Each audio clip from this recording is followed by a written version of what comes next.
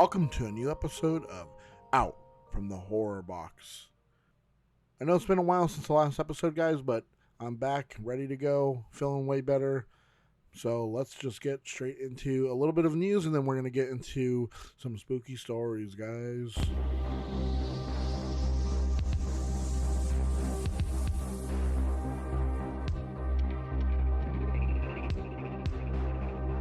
First up, we got some news about Scream 6. So, just recently, we learned that Hayden Panettiere's character Kirby was coming back from Scream 4. She had just signed on, and now we learned that Dermot Mulroney, he's going to be showing up in this film as well. Who knows who he'll play? Maybe he'll play someone's dad or a strange something or whatever. Yeah, I mean, it's great to see him in here. He did a pretty good job in Insidious Chapter 3. That was a pretty good one. I actually kind of like that film.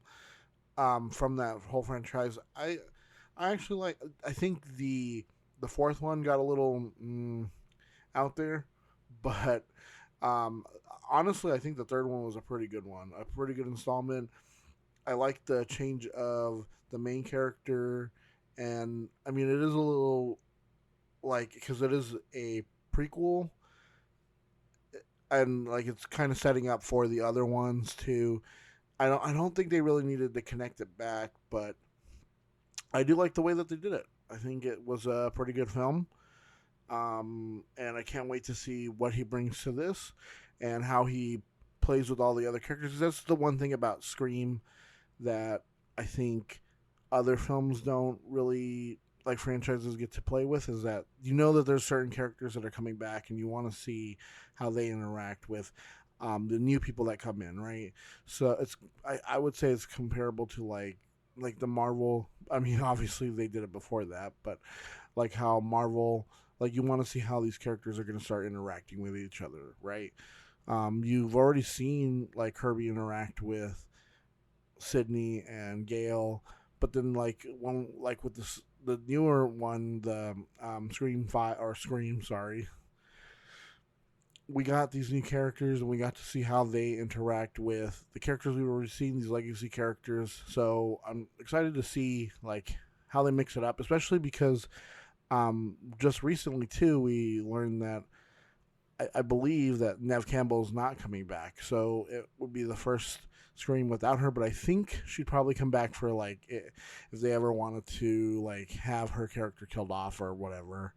I don't know if they would do that since it's Sydney Prescott. Why would you kill her off, right?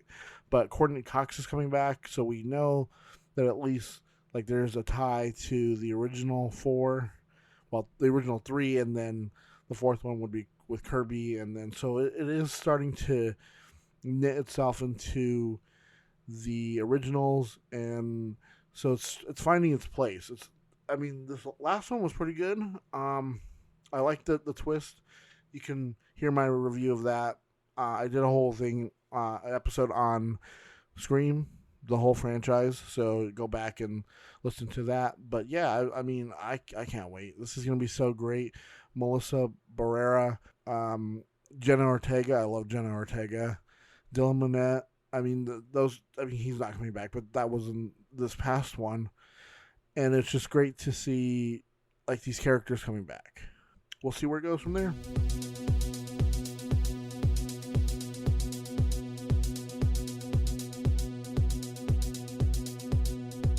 Next up, we learn the future of Stephen King and his relationship with Pennywise. So we know that HBO Max is going to be creating a show while they're in the development phase of a prequel to it, which is the two-part film that is based off of the novel written by Stephen King. And we know that, you know, they're going to be digging into like the backstory of Pennywise, the child murdering monster that haunts this town in Maine. And I mean, anyone who knows me knows that I'm a huge fan of Stephen King, and especially of it.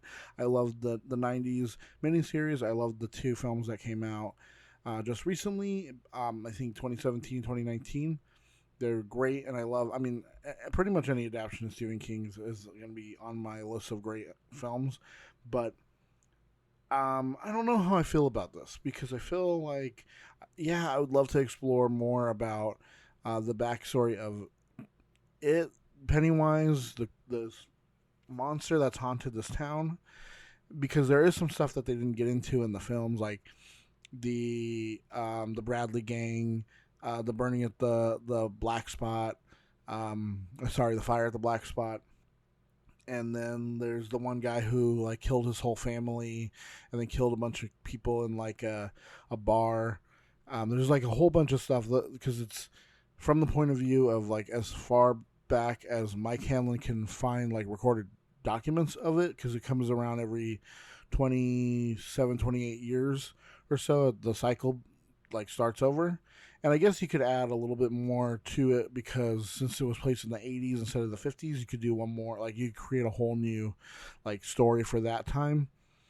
But as for Stephen King himself, I can see him being well, which is it's funny because this thing is what has I think one of the one of the novels that got him very popular. I mean, besides Carrie, Cujo, Christine, The Stand, Needful Things, and I could literally go on and on. But he said recently on the Losers Club podcast, I think that when I die, I will kind of disappear from the paperback racks, but that fucking clown is going to live forever. That's one thing I've got going for me. So recently, he was asked, on the podcast if he was going to be working on anything with the prequel series, which got titled "Welcome to Derry," and he said no, that his involvement with this evil clown is over, and I can kind of see that. I mean, he's older now than obviously than he once was. And I mean, if you're a constant reader like I am, you would understand that Pennywise has popped up in not just this novel. Like he's popped up in many different parts of books as references, obviously. But I mean, there's a part in the Tommyknockers when a character visits Derry and sees a clown in the sewers. Then we have, oh my gosh, what is Dreamcatcher? Sorry, I'm mixing up my books right now, but Dreamcatcher is set in Derry during the 80s, during the time when just before they come back as adults and they kill it for good, or while Pennywise. And they do mention like strange things and how Derry has a weird feel and all this stuff. There's like references in so many different, especially in like the Dark Tower with the character of what's his name, Dandello. Towards the end, if you spoilers if you haven't read it, this person or being creature is said to be like an insect-like creature that feeds off of like people's emotions, and when he's dying, he takes the form of a clown just before he dies. So see, obviously a reference there. And then in 11/22/63, there's a reference to, because one of the characters is from Derry, and so when he goes back in time, he goes to Derry to try and stop what happens to him. But then he ends up meeting two characters, Beverly and Richie, from the novel It. But then he timey wimey, wibbly wobbly. He does end up undoing what happened, but then at the same time he goes back again, so it undoes what he just undid. It's you got to read the novel.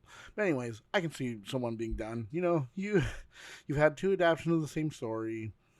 You are older now, and you want to move on to more things. I mean, especially when like people want you to create more about this one character, and you're like, okay, I get it. Like you guys like it, but I have ideas for other things. I'm writing novels about other things with different themes, different locations, different characters, different ideas. So, I mean, it is kind of sad that he's not going to be involved, but hey, at least he's not like going out there and talking about how, oh, you shouldn't see it because I'm not involved with it, right? So there's that. I mean, hopefully it's good. I mean, I will still probably check it out. Like I said, I love Stephen King and all adaptations, pretty much.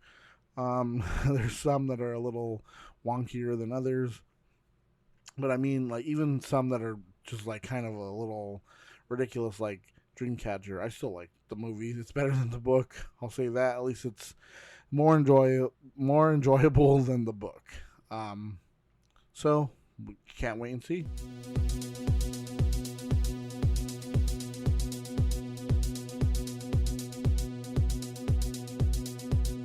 So for our last bit of news, during the finals, which just kicked off for the NBA, we got to see a new TV spot for Jordan Peele's extraterrestrial horror Nope, which that comes out next month, and I am pumped for. And I am saying that this new footage, I mean, there wasn't too much new footage. It's pretty much what we've seen before, but then we get a clear shot, full reveal of a UFO. I mean, like alien UFO, like this, like typical, like what we normally think of as like a typical flying saucer, one that you'd see back in like the 50s, 60s from like the sci-fi films and stuff like that. And oh God, I just can't wait. I mean, Daniel Kaluuya and Stephen Yen and Kiki Palmer. I just can't wait. It's gonna be so good. I the more and more you see of it, because I mean, yes, like I said, we've seen a lot of the same footage over and over again, and it's kind of the same thing he did with Get Out, and he did with Us, right? He just keeps giving you just little tidbits here and there, but he doesn't spoil the story for you. He doesn't ever go out of his way to be like, here's what's going on, guys, clear as day. He makes you work to understand what's going on. And I think that works so well with the way he crafts a story, especially Get Out. Like you're sitting there wondering like what is going on and how is the main character gonna get out of this? And then the way he executed was so good. And then Us, oh my God, Us, so good. The trailers didn't. You did not get anything from any of it. Like you were just still like, what, how, huh, who? You were asking these questions even as you were sitting there watching it. And I saw this multiple times, and the second time watching it was like such a mind bending experience because you know what's going on with these characters now and what the underlying people or these clones or whatever they are, government experiments, you know what they're doing at the same time, and it's scary. Like it's scary in this unsettling way, and that's why I can't wait to see this movie Nope, because what could he be doing with the extraterrestrial genre, right? So because like with I would say no. Get Out is more of like a psychological thriller, right? And he was able to turn that on its head. And Us is more of like a, I don't know, maybe like a, no, I don't want to say creature feature, but like there's like some others that are inhabiting this world that we didn't know about, and he turns that on its head, and he just makes you like think like what is going on, what could this be. And then that exactly the same thing with this movie Nope. I am so excited to see what he does, especially because everything he touches is amazing. Like if you haven't seen Candyman, the newest one, honestly I don't know why people were so upset. I mean, I think I can understand why they were a little bit upset, but it's still pretty good. The cinematography for that movie is so good. Um, honestly, I just can't wait. I want it to be. the end of July already, because then this movie will be out. But then we'll also have there's some pretty good horror films coming out this year. But this one I'm really excited for. I want to see what he does, because is it going to be that these aliens are malicious? Are they a commentary for something? Obviously, they're going to be, or something. Guys, if you can, go check it out. I'll be right there in the theater, waiting just like you guys.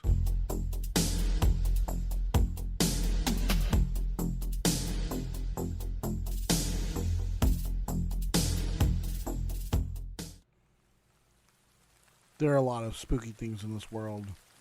Creepy ghost stories, scary sightings of cryptids and UFOs.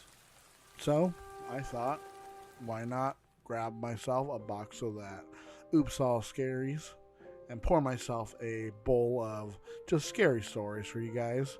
We can sit here and, chillax and listen to some creepy, scary things that go bump in the night, things that make you sit up when you're in bed and the darkness fills everything and you think you see something. I don't know. But let's get into our tales from Reddit. Story number 1. One day my wife came home. We were living in an apartment in Midtown. It's about 10 p.m. and I was taking the trash to the dumpster in the alley behind my complex. The complex only has 6 two-story apartments, the front door of each facing south. We lived in number 5. And if you were to walk outside, once you open the door, there's a little raised landing where you put a welcome mat, step off the landing, you're on a walkway, and you have to go either left or right because there's a very tall wooden fence separating the complex from the large house next door. So if you turn right and walk down past apartments 4 through 1, you run into a gate. Go through a gate, and now you're on one of the main streets in Midtown. If you were to turn left, coming out of the apartment, you will pass apartment number 6, then the laundry room, and immediately into a wrought iron gate, and immediately on the other side of the dumpster. It's a very short distance from my door to the dumpster, and with nothing to obstruct your view, you can see from the dumpster all the way down the length of the walkway to the gate at the other end of the complex. The entire area is well lit. Literally every unit would turn their front porch light on every night, and there is a street light right where the dumpster is, and one right on the other side of the street side gate. So it's easy to see my wife open the gate and head up the walkway towards our apartment. I waved at her and have no idea how she didn't see me. I thought about yelling, but didn't want to scare her or startle the neighbors. I was done emptying the garbage, so I just started walking the short distance to her. As I'm walking up, I see the door to our apartment open. Of course, I figured she opened it, but it was dark, so I didn't actually see her do it. Then she kind of leans in and I could hear her calling my name. But she would not walk in on the apartment, our apartment. So why not walk right in, right? Then I got behind her and said, "Hi." She became frantic, asking me, "How the fuck did you do that? How did you get back outside?" I explained I'd been at the dumpster emptying the trash, to which she interrupted me saying, "No, you opened the door for me and walked upstairs. I called after you and you turned your head and looked at me, but didn't say anything and just kept walking." That's when she started crying. I searched the apartment, found nothing. We moved about 6 months later to the house we're at now. One day, shortly after we moved in, my wife thought she saw me walk past the windows that looked into the backyard from the kitchen, but it wasn't me. And again, she said it looked just like me. And I walked all the way around the house before disappearing. And then she realized I was in the bedroom. Creepy stuff. That is pretty creepy. Honestly, it reminds me of this one time when we were living in a mobile home in Tempe.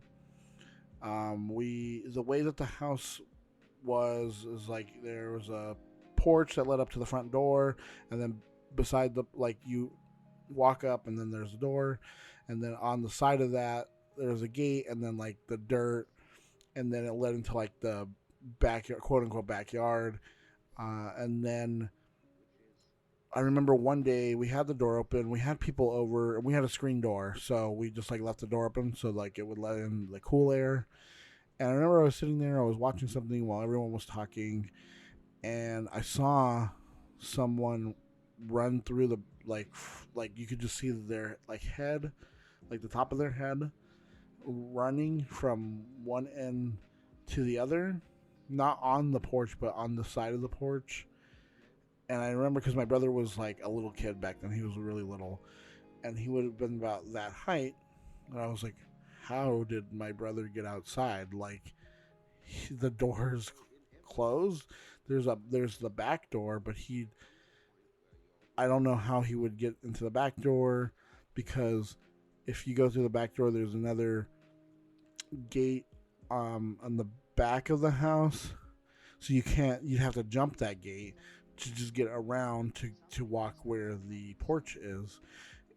The only other way would be to walk all the way around from the back of the house all the way to the front porch, and then the side porch, and I have to see him walking back into the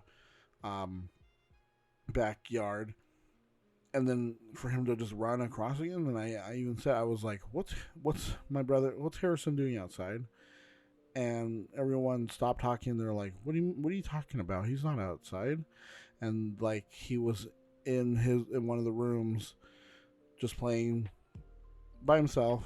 He was just there. And I was like, no, I clearly saw the top of his head. Like, who else would it be? See, like, sometimes people, there's doppelgangers out there. And this next story is one that is going to touch on that a little bit too. When I was in high school, I worked as a courtesy clerk at Albertsons. People were always telling me that they saw me somewhere in town when I wasn't there. One day, when I would get out of class at the end of school, I had to go straight to work. I wouldn't get home until just after 9 that night. So I walked in just after 9 and said, "Hi, people," to my mom and my sister, and they all looked confused. My mom asked me where I was coming from. I said I had been at work. My mom and my older sister both said, "No, you haven't. You came in hours ago, said hi, people, and went upstairs." I said, "No, I didn't. I hadn't been home since I left at 7 this morning." So we all four went upstairs to my room to see who came home. The door was closed. I usually leave it open. The light was on and the TV was on. Open the door. No one was there. Wait, it gets weirder. In high school, we had a secondary school called the Skill Center. It was a place that had a collection of vocational classes you could take. For instance, I took TV broadcasting, web design, and forestry. One day I was waiting for the bus to leave the Skill Center after my broadcasting class, and a teacher I had never met ran up to me and said, "You need to come back to class." I had never been in her class, but apparently I had been missing for the last few seasons. I tried to explain I wasn't in her class, but she did seem to know who I was. She took me to the office thinking I was ditching. We go in and I tell the office clerk my name, and she looks me up. Sure enough, there I am in broadcasting, just like I said, but there I am under my stepdad's last name in her class. I went by both names. It was a bit confusing, but both names were relatively unique, so it's not like there would be a random person that looks just like me in her class. It's just extremely unlikely. I, quote unquote, had been in her class for the entire semester until I mysteriously stopped showing up. I had turned in work and everything, even had my goddamn signature on it. One day this doppelganger simply stopped showing up, and no one ever saw them again. Creepy, creepy, creepy. But just imagine, like, this person or entity is you that whole time, and like, see, like, if they have like documentation where it's like they have like yeah like they said their signature right there, but like they have them down as being in this other class the whole time. How like would you explain that? Like how would you explain to somebody like prove that this isn't real? I mean, I guess maybe it could have been like one of her friends that their friends that look like them. I don't know if it's a boy or girl, but you know what I mean. Like forging, but like at the same time, like why? Like why go through the extra effort of doing someone else's homework, and then also like they're not even in that class, and then to top it all off, like they're in this other class the whole time. Like their other teacher would be like, "Yeah, I've seen them here this whole time. They've never been in your class." So it's the world is weird. It's probably we're living. This is probably part of the simulation. It glitched and it thought she was supposed to be in this one class, but it it glitched and took her out. I don't I don't know. You know, if it went through a debug and it fixed itself. IDK man, sometimes these things are so strange. So for this next story, went on a fishing weekend with my best bud in college. Stayed at his grandpa's house in the middle of bumfuck nowhere. We were sleeping in the sunroom as it was a gorgeous night. I was asking my friend about the noises. Deer, foxes, and the like. Then we hear what is best described as a scream or wail. His grandpa comes out of the house and said, "You boys just come on, sleep on the couches now." Never offered an explanation, and I didn't question shit. 90-year-old man with a 12 gauge and hand says move, you move. He did put an edit in here. To y'all saying cougar, mountain lion, owl, y'all might be right. But when Grandpa, who lived on the land for 80 years, comes out in his underpants, shirtless, and says, "Get in the house," you don't argue or question. Which is right. I would say 100%. I'd get up and get everything inside because sometimes, yeah, okay, you're right. Maybe it is a cougar, mountain lion. It could be something like that. It could be. I mean, even if it's an owl, okay, maybe they've had trouble in the past with like owls, like I don't know, whatever, ripping through the sunroom, right? Okay, I can see that, but then also like, just think you've been living on this land for like 80 years, and you know what the sounds are, and you hear this thing, and it gets you to pull out a gun, not just a gun, a 12 gauge, and to get everybody inside around like close together safely. I mean, yeah, it could be something that could like you said, like mountain lion, maybe, or maybe like a bear, maybe some large animal, right? But then like you give no explanation to what it is. Like I could normally, like if you hear something like a sound like that, like a noise, usually someone's gonna come out and be like, "Oh, it's the mountain lions. You guys got to get inside." You know, they keep coming. They come around at night, and it's not safe being in this room at night. I don't know. I don't know. To me, it sounds a little creepy when it's like a scream or like a wail. And I mean, I don't know what they sound like. I mean, I don't really know what a mountain lion or an owl sounds like at night. But I don't know if they wail. Or they might scream. But I don't know if they're going to be out there. I don't think that's the sound, but I don't know. To me, it is a little creepy when, you know, this older person's like, you know, I know what it is. You guys best just get inside. Creepy. Several years ago, some friends and I were driving through one of the millions of small towns around the North-South Carolina border in the mountains. It was well after midnight. My friend looks behind us and sees a pair of headlights coming up on us quickly, like easily 60 to 70 miles per hour, when the limit is 25 or so. No signs of stopping, so my friend pulls over to let the car pass. But what passes us is two lights. Just lights, far too bright to be a firefly or any luminescent creature. As bright as headlights, if not brighter. Not attached to anything. No car, nothing. Just two lights booking it down the road. Now, that's creepy. One, just imagine being like in the middle of nowhere. You're just driving down the road and like out in the backwoods somewhere, and then like this thing keeps just comes speeding up to you, and you see it, and what is it? It's just lights, just two light. Like, just imagine, like what do you even say it is? Like, you can't even explain that. I mean, okay, maybe it's ball lightning, or maybe maybe it's like some unknown firefly that like they mate, and this is how they mate, by speeding off past each other, and they're just like super brightly lit.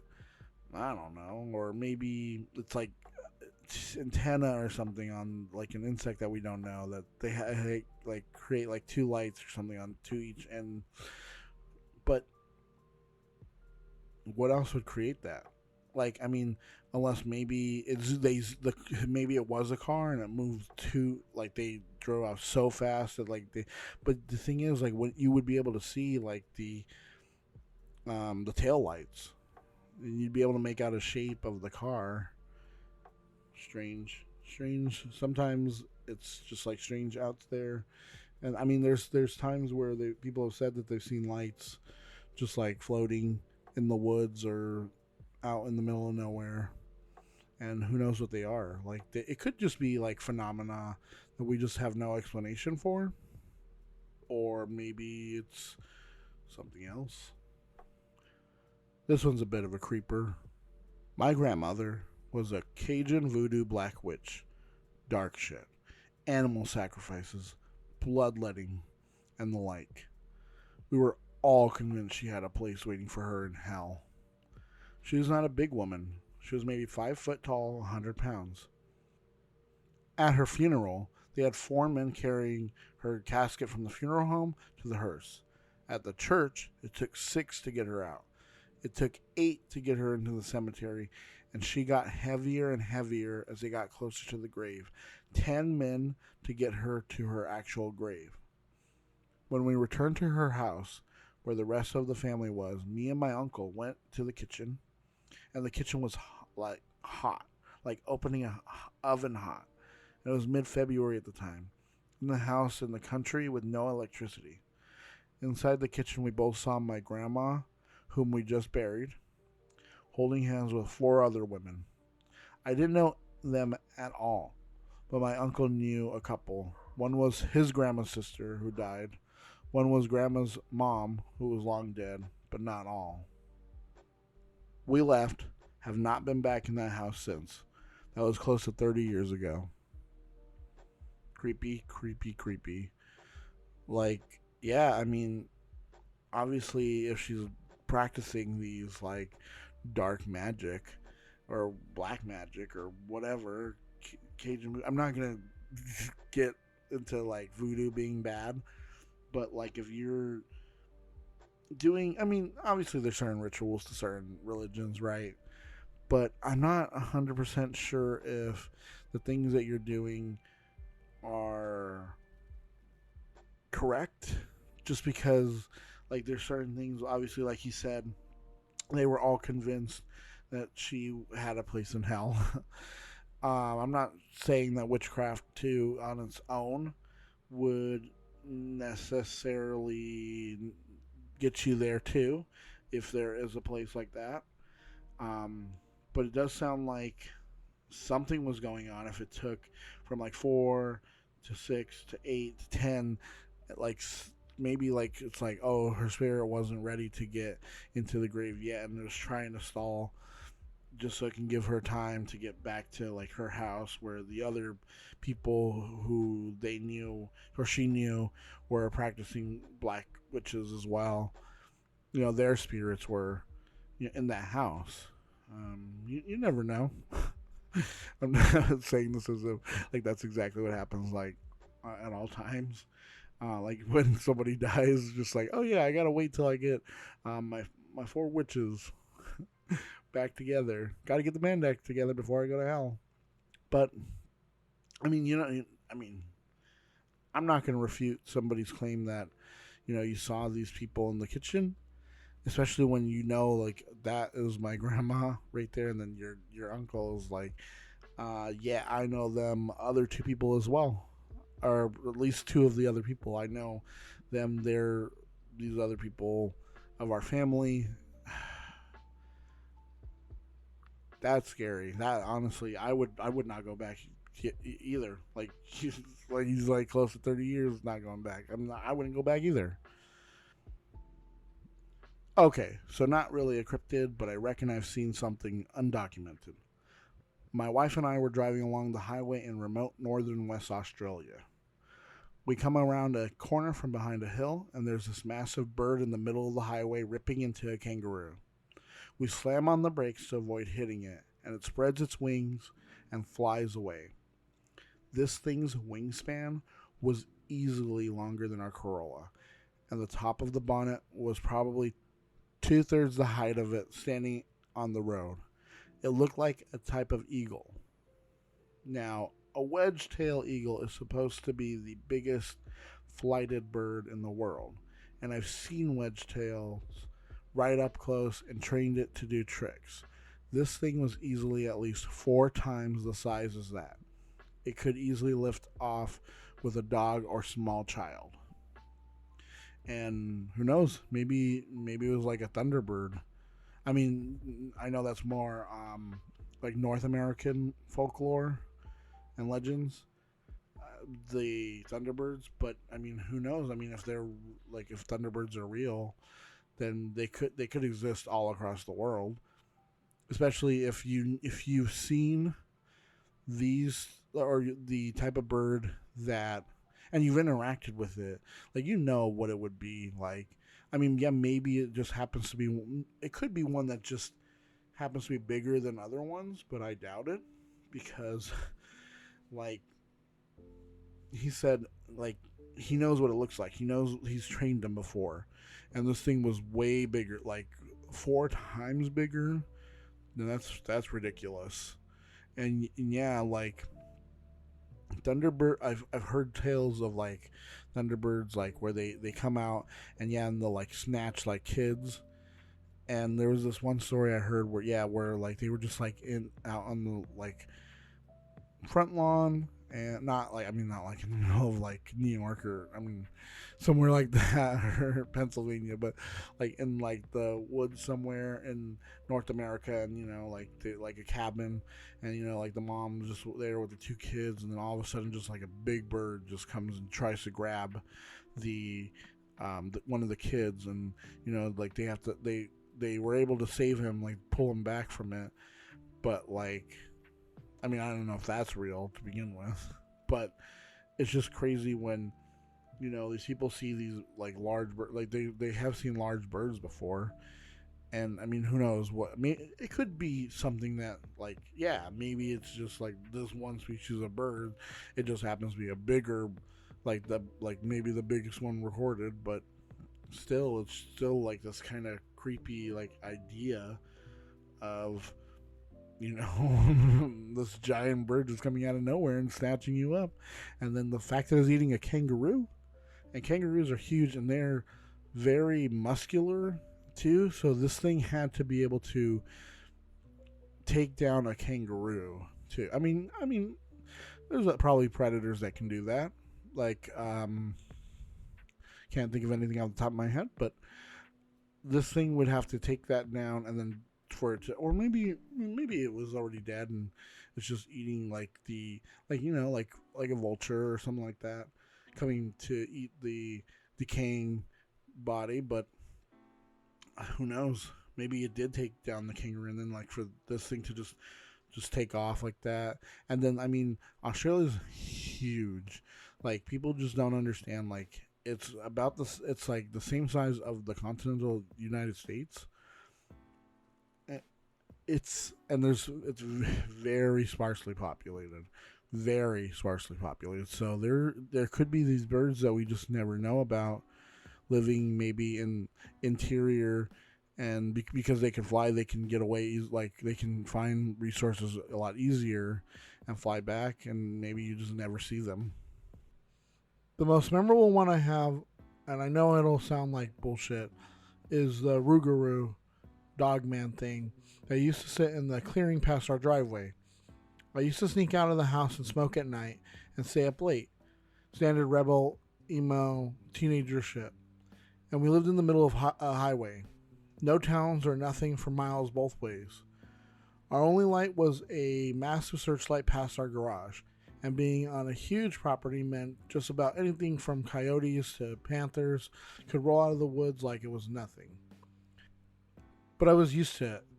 What I wasn't used to was the thing that would sit out in the clearing time to time, especially in the winter.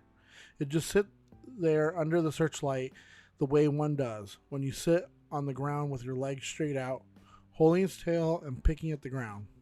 At first I thought we just had wolves or coyotes on roids, but eventually I made stupid white man in a horror film decision to step out and whistle at it. Maybe it was a stray dog.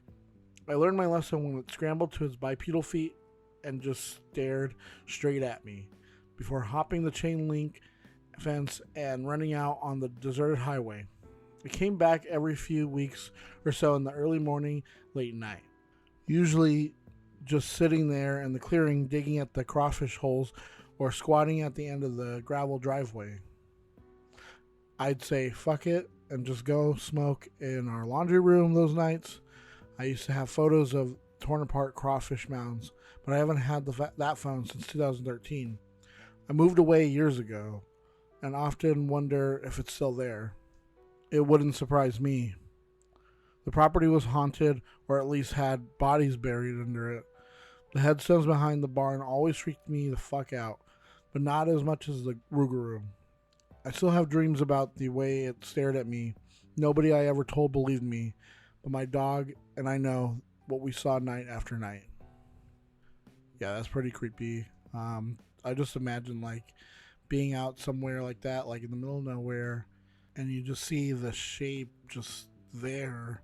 And you think it's like a person or maybe even like a big dog, but then like it starts acting like it stands on its hind legs, but it looks like a dog, and like wouldn't that freak you out? I don't know. That would freak me out. Honestly, like I can't even like think about like what I do. I just run back inside. It's crazy. And what makes it more like crazier is that like there are like tons of people who have stories where they see like these dogmen or Rougarous or werewolf-esque beings, because they're not all the same thing, but or maybe they are, or maybe it's like some weird, again it goes back to maybe it's like some weird glitch in the system where in the Matrix where it's like it's glitched to like this humanoid shape mixed with something else, but who knows, right? I mean, like I said, there's tons of stories out there of people seeing it, but I mean, honestly, I don't know what I'd do if I saw something like that. I was on a beach called Butterfly Beach in Montecito, California. It was late at the time, and I was walking with my girlfriend at the time. We looked at the beach from an elevator walkway and noticed a small black humanoid creature about 4 feet tall with a massive spherical head, maybe 2 to 3 feet in diameter. The moon caught it just right and it reflected on its spherical head. My girlfriend at the time screamed and the thing jumped into the ocean and swam away. It was just hanging out on the beach watching the moonlight, I guess. Nothing I have Googled has explained this thing we saw. See, like this story and the previous story, they kind of freaked me out because it's like, what are these things that we see, right? Like, okay, maybe it's somebody out there swimming in the middle of the night in the ocean with like maybe a swim cap on, right? Maybe. But like, think about this. Like, the ocean at the time would, I mean, even during the summer, it's still cold. Like, it's still freezing at night.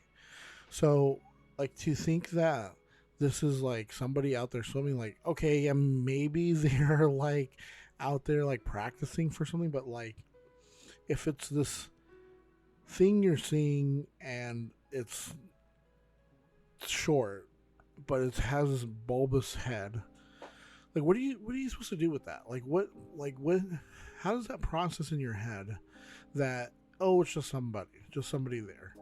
Like, wouldn't you think that it would be something else?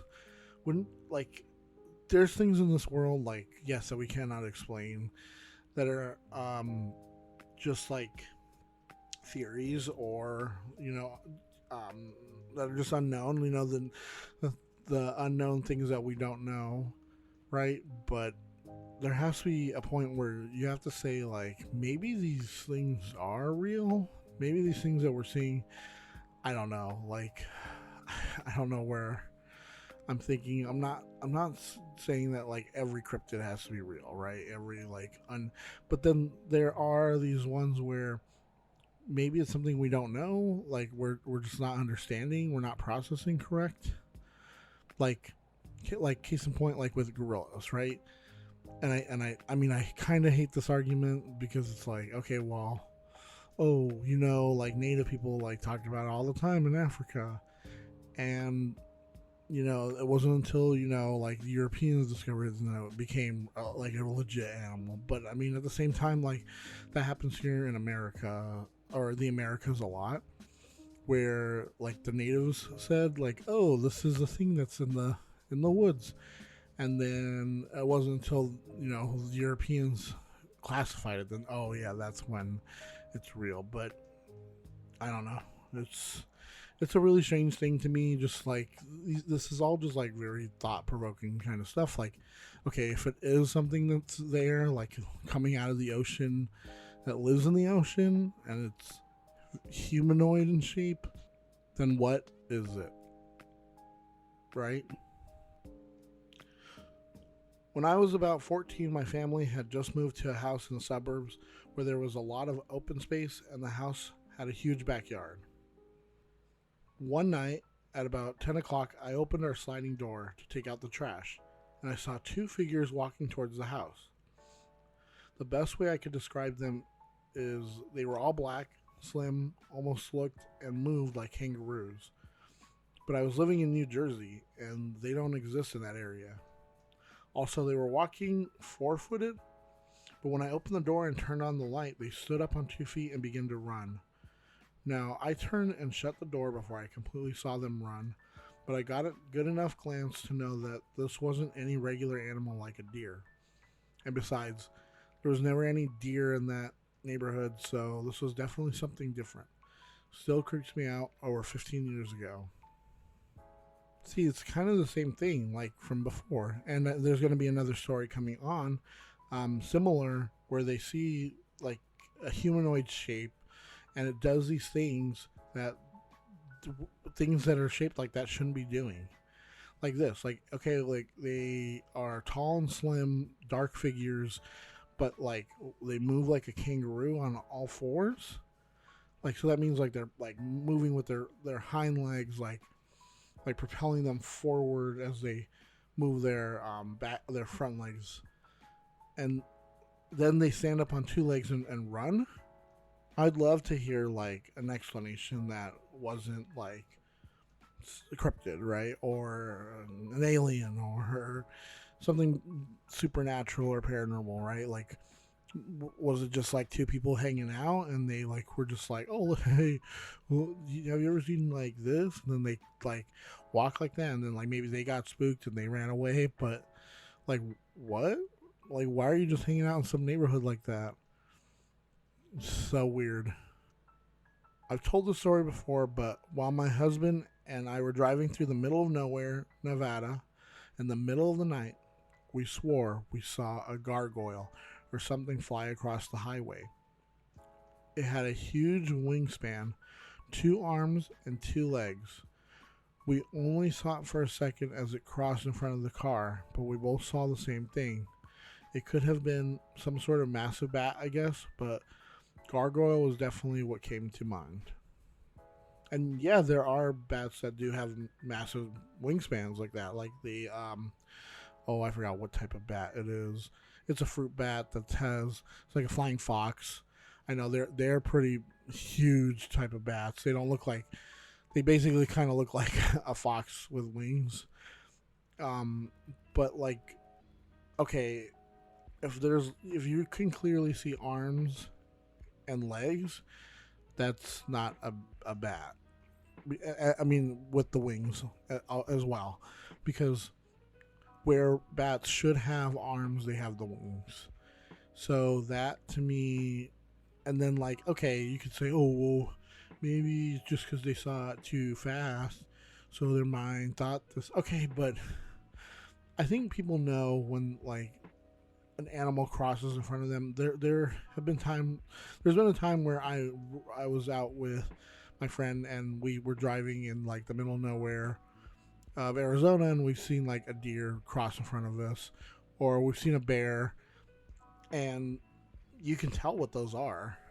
I mean, sure, maybe because like the bear was in like daylight, okay, but at the same time, like you can kind of tell from like a shape of something, like as it's moving across the road, like, oh, that's that. But I think people are more, well, for the most part, are more intelligent to know, like, oh, that's that's a deer. That's not a gargoyle. That's flying across the road in front of us. But who knows? I mean, there's these strange things that keep popping up, and I love to hear the stories about them because there's people that have told them to me that I trust 100%. Like they are not the type of person to make these stories up. They aren't the people to go out of their way to be like, oh yeah, I saw this thing, and I was like, oh yeah, I mean, they are human though, so I mean, maybe the brain is putting some connections where they're thinking like, oh, it's they see a bat, but they think, oh well, but that's too big to be a bat. When it's like, okay, yeah, sometimes there are like things like that, like where there are birds where it's like, oh shoot, that bird is like way bigger than you think it is in real life than when you see it, or like they're like like sometimes like with horses that happens to me where I'm like, when you see it on the screen, you're like, oh, the horse doesn't seem that big, and then you see it in person, and you're like, oh shit, that horse is huge. Or yeah, sometimes that happens with like dogs too, where sometimes you forget how big like a Great Dane can be, and just because like you're so used to like your little beagle. To any of these stories, I just would love like an answer. I guess. I mean, not a real. I mean, yes, a real answer, and I know we're never gonna get them. But I mean, I would also like to hear what people think, like as an explanation for these are, especially for some of these where like, oh, you saw these weird like shaped things in the backyard when you were taking out the trash in New Jersey. Maybe it's a Jersey Devil. I don't know. Maybe it was a prank that your friends were pulling on you, and they got spooked when you kind of like saw them and you turn around. I mean, who knows, right? I saw a tall, skinny alien walk into my bedroom when I was about 8. I was on the top bunk of the bunk bed. My 16-year-old brother was asleep on the bottom bunk. In the middle of the night, I see it walk in, duck below, and start whispering unintelligibly to what I assume was my brother. Head shaped like vertical football, dark eyes, light color, likely 6 feet tall minimum. I covered my head and listened. After a few minutes of silence, I screamed for my parents and told everyone what I saw. This one might be a little bit easier to explain. This could be like some form of sleep paralysis, but I was reading like his comments further, and he was saying that yeah, he does suffer from sleep paralysis, but he said he knows it usually when he's having it, and he said that this wasn't that because he said he was able to move around. He said he was able to like close his eyes, and he could still hear it in the room. He said he didn't hear what it was saying, and like whispering to his brother, and his brother said that he didn't like hear anything or see anything. But I mean, you never know with like okay, like that type of thing where they also are said to like aliens or whatever these beings are, to kind of make whoever they're interacting with, forget sometimes too. So maybe it was coming to check on the brother. Maybe they had done some kind of like experiment before, and maybe they were just checking to see like, oh, is it working, like, or this or that. Maybe it was just talking to itself while it was like examining him. Or maybe like this was just the brother having a bad dream, which could honestly be. Um, there were times where I know when I was younger, I used to get really sick, and it like affected me to the point where I remember like hallucinating really bad. But I mean, he says he wasn't like sick or anything. It wasn't sleep. It wasn't anything like that. But maybe he was hallucinating. I mean, because I remember. I mean, I don't really remember it all that much because it was when I was a really little, and I remember my parents like freaking out really bad because like I would like say these weird things and I would hallucinate these like think like my fevers were like really like high and like really bad. They had to take me to the hospital. It could be along those lines. I mean, who knows? I mean, or what if it is? What if these are? Or what if it's like an interdimensional thing? Like it's something that like in like a fourth dimensional being or a fifth dimensional, like pushing its way into our space, and they've always been there, but like for some reason he was able to experience it and see it in our three-dimensional space. I know that's weird and out there and hard to comprehend, but that's something that people bring up a lot is like the things that we see, these cryptids, these aliens, ghosts, anything like that is paranormal, supernatural. Maybe it's actually like a fourth, fifth, higher dimensional being that we're just like catching a glimpse of here on our plane of existence. Because I mean, the way that like dimensions work, like if you were a two-dimensional being and you lived your life on this flat plane of existence and you could only see shapes that were also flat and two-dimensional, a three-dimensional being, you can only catch a glimpse of that being when it passed through a point in which it became two-dimensional. You would not be able to comprehend that third dimension because we are three-dimensional beings. We can see things in three dimensions, but we wouldn't be able to comprehend that fourth dimension. So when it did pass through our plane at a third dimension with the three dimensions and the fourth one being at a point where we couldn't see it and we could then perceive that, I mean, honestly, that could be what it is. Or if you believe in like a glitch in the Matrix type of thing, maybe it's a program or a programmer that is checking on and making sure that like, oh, they're like debugging whatever it is in this plane, and it just so happens you're catching it. I mean, who knows? I mean, I'm throwing out weird, wild theories that I see like all over the internet and stuff, and have come across. And it's just so fascinating because it's like, what if it is these things? Like, what if that's what it is, and we're just not able to comprehend? Like, literally, our mind cannot comprehend it. All right, so this will be our last story for this episode. This is not a joke. I promise, and I wasn't alone. As a boy, I've always been fascinated with the idea of Sasquatch or Bigfoot. I thought with all the stories and Native American legends, they had to be real. I always thought they were a distant cousin of Homo sapiens and just branched off the evolutionary family tree. In July 2017, I was hiking with my family of 9, 2 parents, 4 boys, including me, 2 girls, and my German Shepherd. We were returning to our car when I felt an eerie presence. Mind you, there were no trees, just clear land and no big boulders for anything to hide behind. I turned around to the side of the hill that we climbed down from and saw a tall, hair-covered creature standing on 2 feet. I knew it wasn't a bear because we don't have bears where I'm from. It was clearly a bipedal humanoid creature. It was tall, long, janky arms that went almost to the knees and kind of had a cone-shaped head. I really wish I had a picture. Then again, people would still think I'm faking it. While I was curious and wanted to look at it longer, all but my dad were freaking out and wanting to get in the car.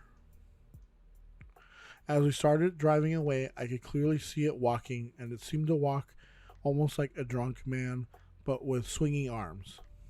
Really weird, and I know it sounds BS, but I promise my whole family will tell the same thing, and we haven't told many people and aren't seeking fame from it. Now, I'm 21 and won't go in nature without a decent group of people just because of how bizarre the situation was and not wanting to be hurt. This is an edit to the story. And this part right here is an edit to the story. I forgot to mention that it was watching as we were staring back at each other for a few minutes. It seemed curious, but with how tall it was, I didn't want to find out its intentions. And I wouldn't either. Honestly, like, this is creepy. This is, out there. I mean, there are people who've seen and have all these stories about quote unquote Bigfoot, quote unquote Sasquatch, And honestly, I will say that most of them are probably just people misidentifying it like a bear or something. But there has to be a point where you're seeing these things, people are seeing these things, right?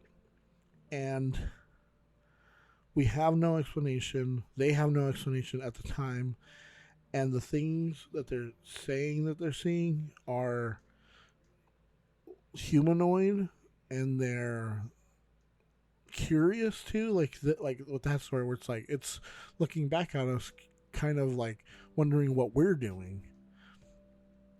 I have no idea what these things are, but I can say is I am intrigued and curious and love to listen to anyone's account, because yeah, sure, maybe 95% of the time this person's making up the story. They're just trying to scare me. They're just trying to scare whoever's listening. They're just trying to get some kind of, maybe they're trying to get some kind of fame, like Robert Patterson and whatever, I forgot what the other guy's name. And maybe these things aren't what we think they are. Maybe it's just a bear, it's a deer, it's an animal making a sound that you don't know that animal makes. Maybe it's an animal that lives in the area that you didn't know walks like that. Maybe it's something that it's an escaped zoo animal. Sometimes that happens, where like a lion can escape from a zoo or tiger, right? Maybe it's just somebody pulling a prank in the area. We've seen that's happened, like with crop circles, some crop circles, where that was just like a prank by some people in the area. So I don't necessarily say all of these things are truly paranormal. These things are truly supernatural. But there are things that are unexplainable out there, and I like those things. And I love to hear those things, and I love to see those things, because if you just let the world be as the way some people say it is, then okay, that's kind of like, um, okay, that's kind of boring. But there are things that we haven't been able to explain. There are, like the government says, there are unidentified aerial objects or whatever they call them now, UAO or whatever they're called now instead of UFOs. And they know that these things exist. They know that there's these things that, and like I say, I go back to, just because I say UFO, unidentified flying object, doesn't mean I'm saying aliens. It means that I don't know how to explain the thing that I saw in the sky, the lights in the sky. I don't know how to explain the creature that walked across the road right now. I don't know how to explain the noises coming from the basement. And yeah, you could say these people are just concocting stories to just get like some level of exposure. I am not a 100% true believer in like paranormal shows, like especially like Ghost Adventures, right? And I have seen episodes where they do their due diligence in investigating and call these people out for fabricating their stories. And I've seen those ones, but do I 100% believe like Demon House is 100% true? No. Do I believe that there are some weird things that happened in that house? Maybe.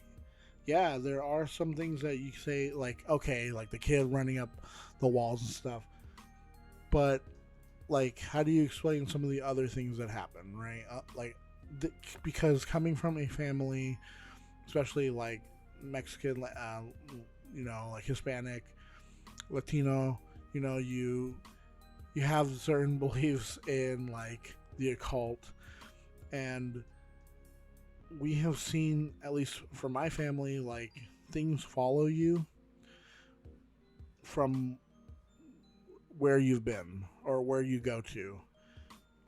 And honestly, I haven't seen a lot, but I've heard stories from other people in my family, and it just makes me think like, so what are these things? What is this? And I want to know more, and I want to hear more.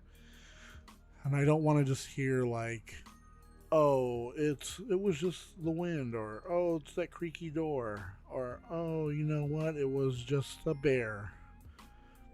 Because that kind of just ruins it a little bit, guys, honestly. But for today, I guess we'll just move on. So that's it for today's episode. I'm still working on the sequel or second part to the Friday the 13th series.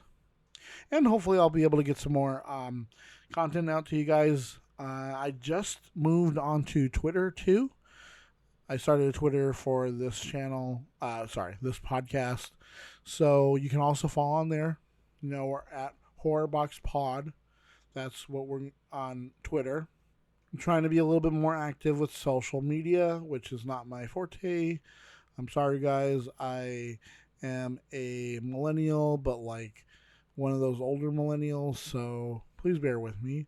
I do try and be on there every day as much as I can, responding to other people's tweets, posting my own tweets. And hopefully you guys, start following me on there. But you can also follow me on Instagram at Horrorbox Podcast. I try and post on there as much as I can too.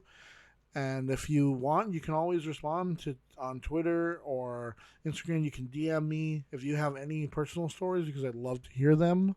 I always love to hear these people reaching out with their own, even if it's just like your own like story you created, you came up with that's fictional. But I want to hear what you guys got to say, or even if you have recommendations for any news, for anything to review, and that can be, music, it can be movies, it can be TV shows, it can be comics, graphic novels, it can be books, it can be anything you want. I'm going to review anything that has to do with horror. And guys, I just want to say thank you to anyone who's been listening and who follows me. please tell your friends. I'd love for them to listen especially if they're into horror. And another way to reach out to us is at our Gmail. You can always send stuff through there, horrorboxpodcast@gmail.com. Send anything you want through there, recommendations, any stories, anything you want to hear, you want to say. Even if it's like, hey, I hate your guts, you can send it there. If you want to say, hey, you guys are doing a good job, awesome. If you want to say, you know what, here's how you can improve the podcast, I think, awesome. I want to hear more. I want to know more. I want to be engaged by you guys as much as I can. Even if that means, should I start a TikTok? I'd love to do that as well. Maybe I should start posting like as soon as I go and see these films. Maybe a little bit on there too, on Twitter and Instagram. A little review on there. Who knows? But thank you guys again for listening. And till next time, we'll see what comes out from the horror.